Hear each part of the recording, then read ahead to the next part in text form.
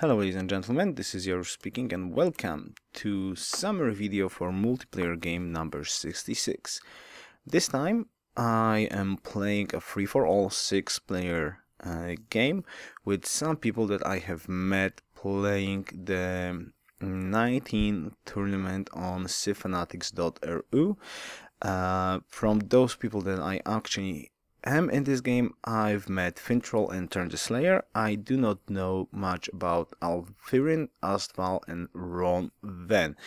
But overall, I can definitely say that Turn the Slayer and Fintroll are pretty damn good, and I bet that others in this game are quite good as well. So this time I rolled Zulus and my starting location looked pretty amazing, just like that on turn 0, but let me show you what I just seen when I discovered animal husbandry. And there we go, look at this capital. Mountain, river, a lot of grassland, 2 hills, and 1, 2, 3, 4 horses. 2 stoneworks, 2 quarries, and definitely an iron somewhere as well, since this is strategic balance. So I was pretty happy with the initial opening. On top of that, just on Nor, I got Old Faithful with a pretty nice city spot there, and I've just seen Marble with another great city spot on the scout, and actually another cool city spot where the salt is. So I was pretty enthusiastic about my start. Definitely decided to go Liberty. Now I already met 2 players. So Ron Ven is playing Assyria, Astval is playing Polynesia, Fintroll I believe played France, Alfirin played Hans, and Turn the Slayer played Austria. So one more time, I was so happy with the start. Well, my overall joy was a little bit spoiled by Ron Ven deciding to plant Nineveh basically in my face. Right, 1, 2, 3, 4, 5 tiles from my capital. That means in my face. I was not too happy with that, since I knew I'm not close to Turn the Slayer, and I definitely know that Turn the Slayer is a great echo player. He likes to go, well, most of those people tend to go tradition, strong 3 cities openings or 4 cities. That's basically usual what I'm used to playing free-for-alls. A lot of people like tradition openers. So I was definitely not happy that, well, basically Assyria planning a city right on top of me was like, I had to do something about it, at least in my opinion. I think that maybe he thought that I will not be aggressive towards him. Well, I definitely was not like thinking, I'm gonna rush something or so. With such a capital, I was definitely trying to get my economy as fast as possible, get as much production like stables, stoneworks, get a work on libraries and so on, but definitely plan that attack at Assyria before getting to crossbows. So as I said, I attacked Assyria hoping to deal, well, basically I was really hoping to deal a quick damage and get a quick win, but he was definitely prepared. And what I thought that Nineveh is in a very poor spot to defend, it was actually not bad.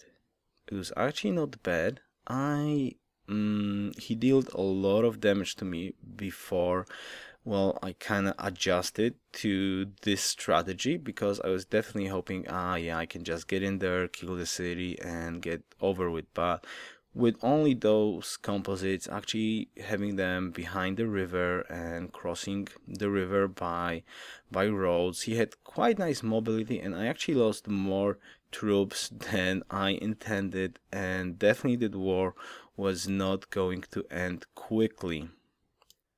So I finally took him down, though as I said, I invested much more hammers into it than I initially hoped to invest in that. So it kind of slowed me down. I don't know. It's hard to tell how much. I was definitely not attacked by anyone while I was trying to kill Assyria. That's true. Actually, in the meantime, I think Hans started to attack France, and he had a little bit of trouble. But this definitely didn't went as fast as I hoped for. So after I took this city, we actually had some sort of a crash, and Ronven, playing Assyria, did not show after, let's say, reload, and the other people said that he was just too mad to join in, I guess. So he decided to just GG and do not try to defend his capital. In my opinion, that was not that great because he just gave me his capital for free. I would have to invest much more troops to actually take his capital, if he actually stayed in the game. So I can honestly say that he gave me a free capital after leaving, which in my opinion was not that cool. But don't worry, that didn't help me that much, and let me show you what happened not that long after this. And there we go. So Polynesia player definitely decided to attack me, and well, I seen this and I was like, okay, that's doable. Actually, I don't think I was that far away, that I was that far behind when he actually started to attack. So I was thinking, yeah, I should be able to hold this. I already have MP with nice promotion. I managed to pull off National College in the meantime, so my science is not that bad. Actually, I have a decent science, so I was even for a second thinking like, yeah, I can sneak like universities or some useful buildings in the meantime, especially that I'm on 5 cities. I have a pretty decent production, and I was definitely not that far behind in army. So at this point, I was thinking, yeah, this is not a problem. I can hold this. But I was a little bit overwhelmed. Now, in game, I was thinking like, what did I do wrong? I mean, like, I had a decent army. I wasn't that bad. I was not fighting bad. So how's that possible that he had such a huge number of troops so fast? And as it turned out, which is pretty funny because it's turned the Slayer fault. First of all, I was not able to see Cyrillic, so they were definitely writing in Russian in chat, and my English version does not support it. I have no idea why. I was just seeing empty spaces, so diplomacy with others was non-existent for me. But that's not even that bad. The bad thing is that Polynesia actually made some sort of a pact with Austria, with Terence the Slayer, which was actually leading at points. Which was I didn't thought about that actually people would like team up against the like the not the real threat. I mean, like, Austria is definitely leading in demographics, but as it turned out, Terence the Slayer gave around 20 units. I mean, like 20 units to Polynesia before the attack. So I was definitely not going 1-on-1 versus Polynesia. I was going 2v1, and a very brutal 2v1 that I was absolutely not expecting, and I just couldn't hold it. And I really have to say, I was definitely surprised by this because, well, this is definitely new people, and in NQ for all games, I didn't experience such a brutal 2v1. I mean, like, I'm so used to that people actually read the demographics, and they know that you need some sort of a balance in the game, and it's not that great if you actually help the leader get rid of the, for example, second best player or third best player that can bring balance into the game.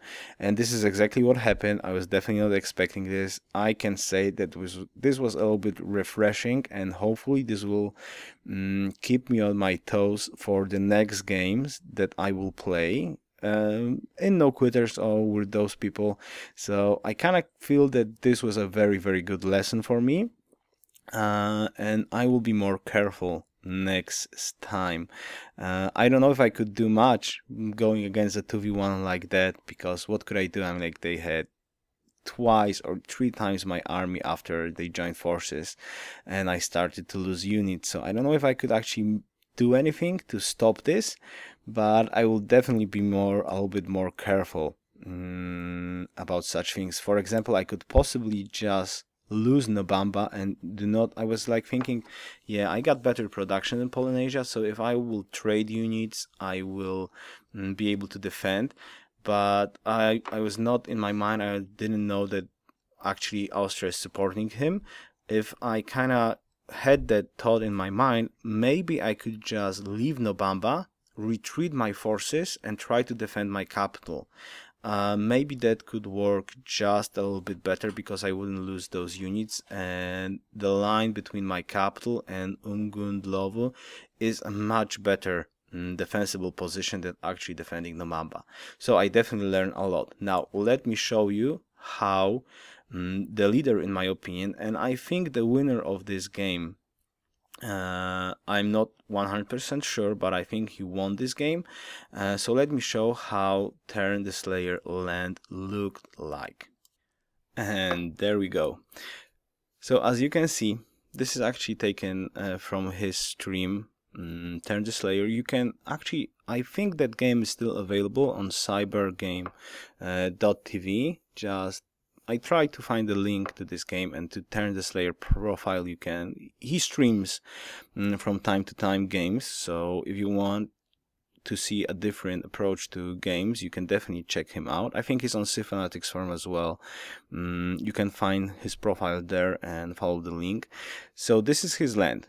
So he had exactly one tile passage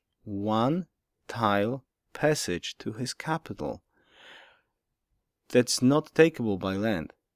It's absolutely not takeable by land. And on top of all of that, nobody, and I said nobody, had coastal capitals, capital cities even. I think there's like 2 coastal cities in the game. And he had absolutely his own peninsula with a very decent spot for 4 cities and a natural fate wonder at the end of his land. So he was absolutely safe from attack from the sea. Definitely didn't have to worry about any frigate rush.